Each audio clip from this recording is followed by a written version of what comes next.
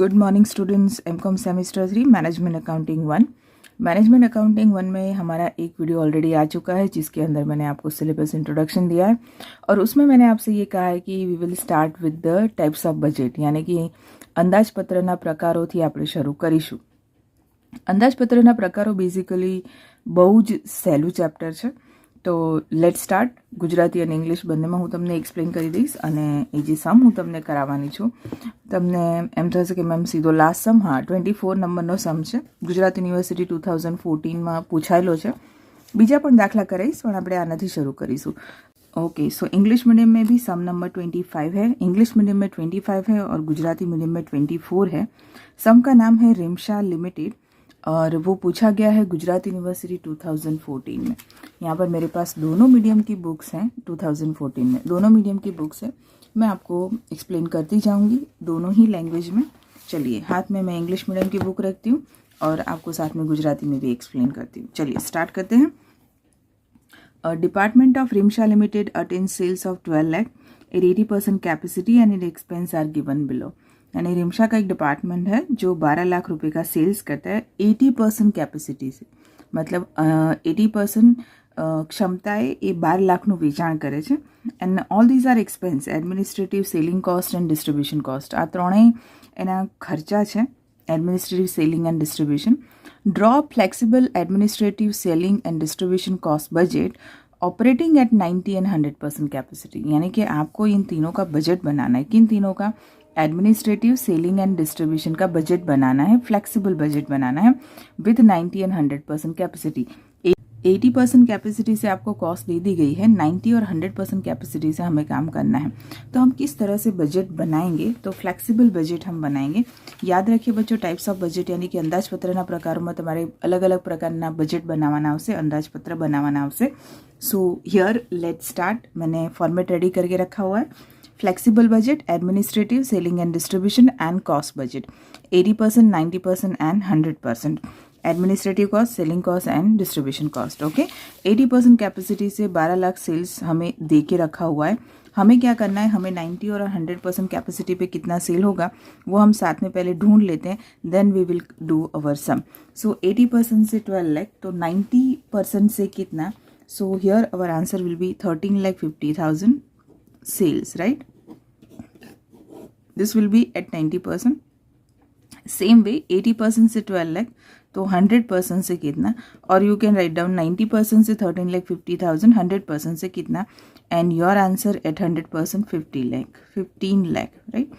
चलिए, तो 12 लाख, 13,50,000 और 15 lakh. This will be at 80%, this will be at 90% and this will be at 100%। Done. चलो, अब मैं ये चीज़ यहाँ पे लिख देती हूँ कि 90% से 13,50,000 एंड 100% से 15 लाख। उससे क्या होगा? उससे आपको सम में कैलकुलेशन करने में आसानी होगी। लेट्स स्टार्ट अवर सम। अब हमारे पास जो इन्फॉर्मेशन है वो इन्फॉर्मेशन 80% कैपेसिटी की है, तो मैं सबसे पहले 80% कैपेसिटी के हिसाब से काम कर लेते हैं। हम लोग 80% के हिसाब से कैपेसिटी कैलकुलेट करते हैं, फिर 90% एंड फिर 100%। ओके, चलिए, तो 80% से क्या कहा है? तो 80% से सबसे पहले एडमिनिस्ट्रेटिव कॉस्ट, और एडमिनिस्ट्रेटिव कॉस्ट में सबसे पहला है ऑफिस एक्सपेंस, यानी कि ऑफिस सैलरी। ऑफिस सैलरी दी हुई है जिसमें ब्रैकेट में लिखा हुआ है फिक्स्ड, यानी कि ऑफिस सैलरी आपकी फिक्स्ड है। और ये आप सब जानते हैं कि फिक्स कॉस्ट कोई भी पर्स कैपेसिटी पे काम करो वो फिक्स्ड ही रहता है। यानी कि जो हमारा फिक्स कॉस्ट ऑफिस सैलरी है 1,80,000, वो तीनों केस में सेम ही रहेगा। यानी कि जहाँ जहाँ हमें फिक्स दिखे वहाँ वहाँ हमें तीनों कैपेसिटी पे 1,80,000 लिख ही देना है बाय डिफ़ॉल्ट, क्योंकि ये फिक्स्ड है और वो सेम रहता है, उसको फिर आपको चेंज नहीं करना है, राइट? चलिए, उसके बाद आता है जनरल एक्सपेंस। जनरल एक्सपेंस में कुछ स्पेसिफिकेशन नहीं है, फिक्स्ड है, वेरिएबल है, कुछ नहीं, सिर्फ इतना लिखा है कि 2% ऑफ सेल, यानी ये वेरिएबल है। 2% ऑफ सेल का मतलब है कि ये आपके 12 लाख है, उसका 2% करे तो दिस विल बी 24,000। ये आपके सेल 13,50,000 है, तो उसका अगर हम 2% करते हैं देन इट विल बी 27,000। और ये आपका 15 लाख है, उसका 2% करें तो this will be 30,000। Got it? 2% of sale मैं यहाँ लिखी देती हूँ, 2% ऑफ सेल्स, यानी कि आपका जो भी सेल्स है उसका 2%। जनरल एक्सपेंस हो गए। जनरल एक्सपेंस के बाद है rates and taxes which is fixed, मतलब आपके जो रेट्स और टैक्सेस हैं, रेट्स एंड टैक्सेस वो फिक्स है। अभी मैंने आपको सिखाया कि जो फिक्स्ड होता है वो कोई भी कैपेसिटी पे हम काम करें वो फिक्स ही रहता है, तो यानी कि rates and taxes also remain same, ये भी हर जगह सेम ही रहेंगे। 17,500 एंड 17,500। डन। चलिए आगे बढ़ते हैं। रेट एंड टैक्स के बाद हमारे एडमिनिस्ट्रेटिव कॉस्ट फिनिश हो जाते हैं, उसके बाद सीधे शुरू होते हैं सेलिंग। तो let's make the total of this three, हम तीनों का टोटल कर देते हैं। This will B 2,21,500, this will B 2,24,500 and 2,27,500। चलिए ये हो गया हमारा total of administrative cost only. हाँ, अब आगे बढ़ते हैं सेलिंग कॉस्ट की। तो सेलिंग कॉस्ट में क्या कहा है, ये रहा सेलिंग कॉस्ट। सेलिंग कॉस्ट पहले सैलरीज है, 8% ऑफ सेल, यानी कि जो भी आपका सेल है, सैलरी 8% ऑफ सेल्स, यानी जो भी आपकी सेल्स है उसका 8% करना है। आपकी सेल्स 12 लाख है, 12 लाख का अगर हम 8% करें 96,000। 13,50,000 उसका अगर हम 8% करें then it will be 1,08,000। Then 15 lakh उसका अगर हम 8% करें then it will be 1,20,000। Done. चलो आगे बढ़ते हैं।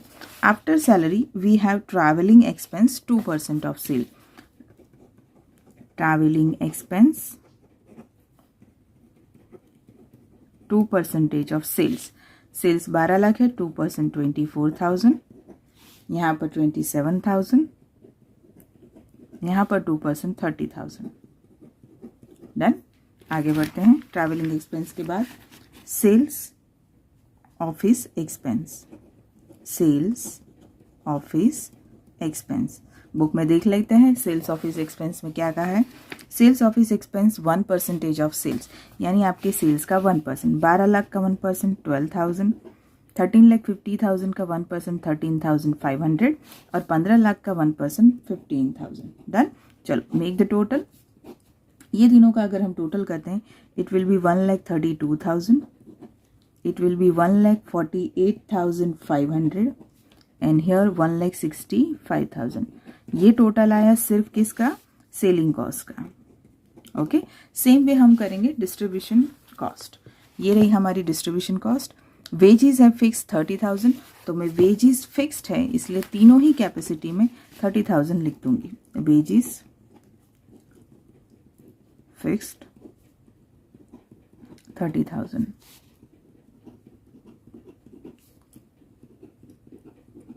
ओके, आगे बढ़ते हैं। रेंट 1% ऑफ सेल्स, तो आपका जो सेल्स है उसका 1%, तो रेंट 1% ऑफ सेल्स। 12 लाख का 1% 12,000, this is 13,500 and this is 15,000। Okay, and the last is other expense 4% of sales. चलो other expense 4% of sales. Sales is 12 lakh, 12 lakh का 4% 48,000, 13,50,000 का 4% 54,000 एंड 15 लाख का 4% 60,000। चलिए इनका टोटल करते हैं।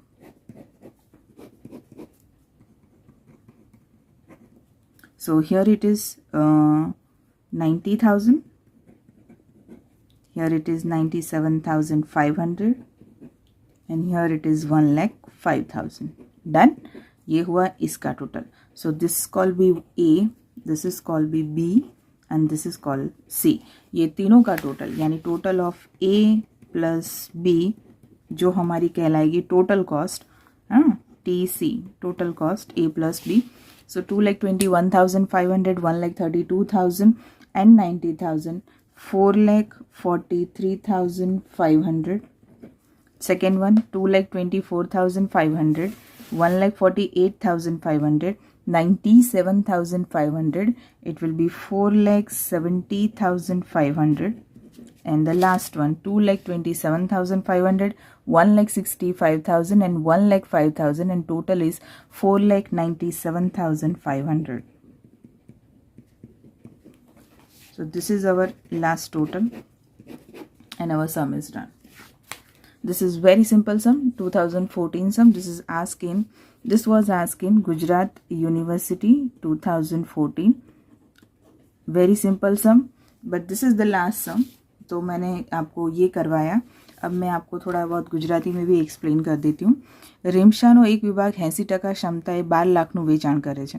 સો यहाँ क्या करना है आपको 90 અને 100%ની ક્ષમતાએ 12 લાખનું જે વેચાણ છે 90 અને 100% શોધવાનું. તો 90 અને 100% 13,50,000 અને 15 લાખ આવે. આ કેલ્ક્યુલેશન છે. પછી અલગ અલગ ડિપાર્ટમેન્ટ લઈ લેવાના. વહીવટી ખર્ચા, વેચાણ ખર્ચા અને વિતરણ ખર્ચા. વહીવટી ખર્ચા, વેચાણ અને વિતરણમાં જ્યાં જ્યાં સ્થિર લખેલું હોય, સ્થિર કોઈ પણ કેપેસિટી એ સ્થિર જ રહે. તો તમારે સ્થિરને ચેન્જ કરવાના નહીં. કોને ચેન્જ કરવાના? તો જ્યાં પર્સન્ટેજ આપેલા છે, રાઈટ. પર્સન્ટેજ કઈ રીતે આપે છે? તો આ રીતે વેચાણના 2%, વેચાણના 8%, વેચાણના 4%. જે તમે વેચાણ શોધવું છે એના ટકા કરીને લખવાના. ત્રણેયનું ટોટલ અલગ અલગ કરવાનું અને પછી ફાઇનલી કમ્બાઇન ટોટલ કરવાનું, જે તમારી ટોટલ કોસ્ટ એટલે કે કુલ પડતર આવે. Okay, I hope this sum is very easy. આ સમ ઘણો સહેલો છે. 24 પછી હવે જે સમ તમને હું કરાવવા માંગુ છું એ સમ આવશે उत्पादनના બજેટનો. मतलब यहाँ पर हमने जो बजट बनाया that relates to cost administrative એટલે કે ઓફિસ ખર્ચા, વેચાણ વિતરણ ખર્ચા, selling and distribution cost budget અને फ्लेक्सिबल છે, परसेंटेज चेंज થાય છે. नाउ द नेक्स्ट सम, हम जो नेक्स्ट सम करेंगे वो सारे सम्स हमारे रिलेट करेंगे प्रोडक्शन से, उत्पादन बजट से, प्रोडक्शन बजट से material requirement budget and material purchase budget, right. तो इन सब में आपको जो एक चीज़ याद रखनी है वो ये याद रखनी है कि आपका जो सम है, कोई भी सम प्रोडक्शन रिलेटेड जो होता है उसका एक ये फॉर्मूला होता है जो आपको याद रखना है. Production is equal to sales plus closing stock minus opening stock. यानी कि उत्पादनના એકમો इज इक्वल टू वेचाण प्लस आखर स्टॉक माइनस सरूનો stock. This is most IMP. ये आपको कोई भी उत्पादन रिलेटेड आप सम, उत्पादन बजट रिलेटेड आप सम करने की कोशिश करेंगे तो आपको बेसिक इसका नॉलेज होना चाहिए. जैसे कि ये सम नंबर 1 है. देखिए નીચેની વિગતો પરથી ધ અશોક જૂટ મિલ્સ લિમિટેડનું 12-13 વર્ષનું ઉત્પાદનનું અંદાજપત્ર નીચે મુજબ છે. इंग्लिश में ये आपका प्रोडक्शन बजट तैयार करने की बात कर रहे हैं. तो प्रोडक्शन बजट जो तैयार करने की बात कर रहे हैं तो उसके अंदर इस तरह से product ABC sales budget units में दिया है, एस्टिमेटेड स्टॉक दिया है. एस्टिमेटेड स्टॉक मतलब अंदाजित स्टॉक 1 जुलाई 2013 टू 30 जून 2014. यानी कि ये आपका सेलिंग यूनिट है, वेचाणના એકમો. ये आपका ओपनिंग है और ये आपका क्लोजिंग. ये आ તમારો શરૂનો સ્ટોક અને આ તમારો આખરનો stock. What you need to prepare? You need to prepare production budget for the year 13 and 14. ઉત્પાદન બજેટ 13 અને 14નું. તો look here, I have prepared this thing. Production budget for the year 2013 and 14. Production budget ले उत्पादन अंदाजपत्र, right. Now in this उत्पादन अंदाजपत्र production budget आपके पास इन्फॉर्मेशन क्या है? तो फॉर्मूला मैंने आपको अभी सिखाया कि sales plus closing minus opening, sales plus closing minus opening is equal to production. तो this is product A. Sales is 6,25,000. Sales is 6,25,000. Now what is closing stock? So 30 June is your closing stock, 30th June is your closing stock. So 20,000 is closing and 15,000 is opening. So plus 20,000 minus 15,000, right? Then it means that your production is 6,30,000.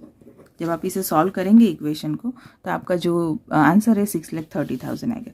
उसी तरह B का करते हैं. तो B का sales है 4,10,000. Now what is closing stock? आखर stock कयो? This one is closing 60 and 22 is opening. So plus 60 and 22 is opening. So minus 22. The same way C. C का सेल कितना है? 7,50,000. So 7,50,000. What is closing? Closing is 30. So plus closing 30. आखर stock 30,000 add करो. Minus opening करो. Opening is 60,000. 60,000 opening. Now solve this. When we solve this ना, here our answer is 4,48,000 and here our answer is 7,20,000, right. So moral of the story, मतलब कि अगर जब भी आपको उत्पादन बजट ढूंढना है, उत्पादन अंदाज पत्र ढूंढना है, प्रोडक्शन बजट ढूंढना है, दिस फॉर्मूला इज नीडेड। और ये आपका शॉर्ट सम्स में इस तरह के सम्स आ सकते हैं। किस में? शॉर्ट सम्स में। हाँ, लॉन्ग क्वेश्चन में क्या होता है कि आपको 2 या 3 बजट बनाने होते हैं, जिसमें एक बजट ये होता है। ओके, मैं नेक्स्ट आपका हमारा जो वीडियो होगा उस नेक्स्ट वीडियो में आपको 2 सम कराऊंगी, जिसमें मैं आपको एक सम ऐसा कराऊंगी जिसमें आपको मिनिमम 3 बजट बनाने हो और जो सारे उत्पादन से रिलेटेड यानी कि प्रोडक्शन से रिलेटेड हो। ओके स्टूडेंट्स, तो मिलते हैं हम नेक्स्ट वीडियो में विथ 2 अनदर सम, 2 और सम के साथ। टाइप्स ऑफ बजट बहुत आसान चैप्टर है, उसके कोई भी मार्क्स हमारे हाथ से नहीं जाने चाहिए। तो नेक्स्ट वीडियो भी आप देखिए जिसमें आपको 2 सम कराती हूँ। ओके, चलिए मिलते हैं नेक्स्ट वीडियो में। Bye student.